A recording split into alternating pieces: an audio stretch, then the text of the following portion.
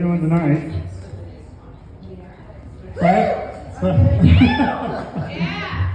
So I have to tell you that I've been wearing hearing aids for about 25 years now. I still don't hear as well as the average person, but I figured out that doesn't really matter because I really don't need to hear most of what you people have to say. You have to understand that for somebody who's hard of hearing, listening is hard work. And there are some people in this world who just aren't worth the effort. Take my ex-wife, for example. She used to say lots of stuff about how I wasn't listening, I think. I don't know. I just remember her yelling a lot. So there are some advantages to being half deaf. I don't sleep in my hearing aids at night, so nothing wakes me up. Not barking dogs or crying children or smoke alarms. I never really thought about that last one until I was on a business trip with a coworker, and she said, "Kyle, what would you do if there was a fire in the hotel tonight?" I said, "Well, I'd die."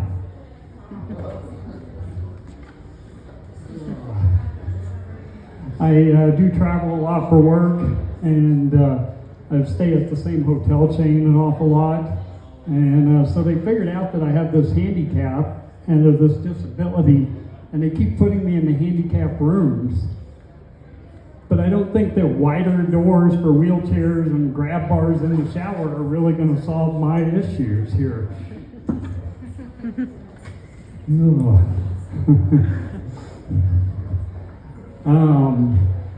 So I have been thinking about getting a new job recently, but my hearing kind of limits my options a little bit.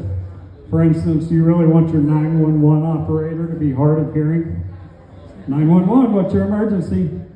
My house is on fire, hurry, please help me. But what I heard is, my mouse needs more fiber, hurry, help me. I got part of it right, so.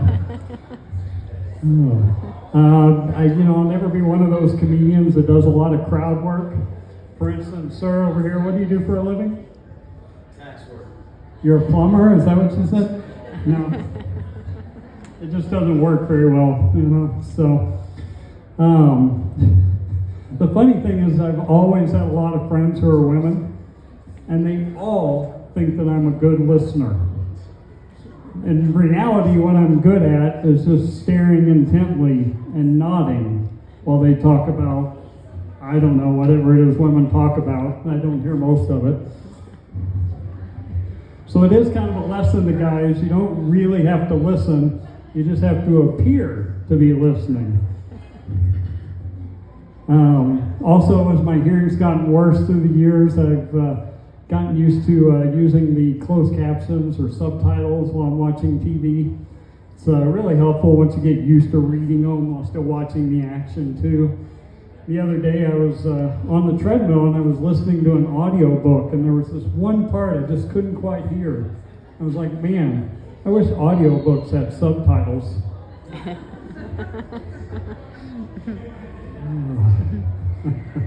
So I have to tell you, when I decided that I was going to try the stand-up comedy thing a couple of years ago, I got on the internet and did some research.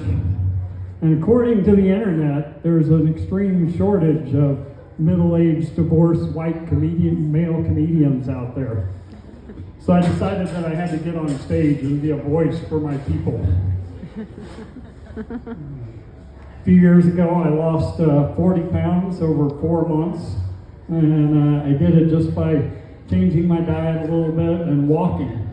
And most of the gyms were still closed at that point because of COVID. And so I said, well, I can walk. I'll get off the couch and walk. And so I went out and I walked 5 miles for the first time in my entire life.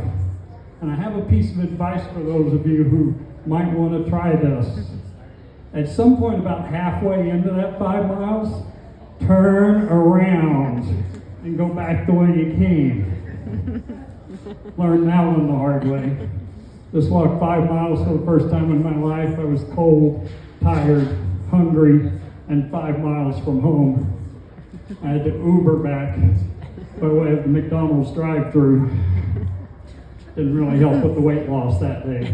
So I think that's probably about all I got for you guys tonight, but thanks for coming out and appreciate you guys having this open mic for us.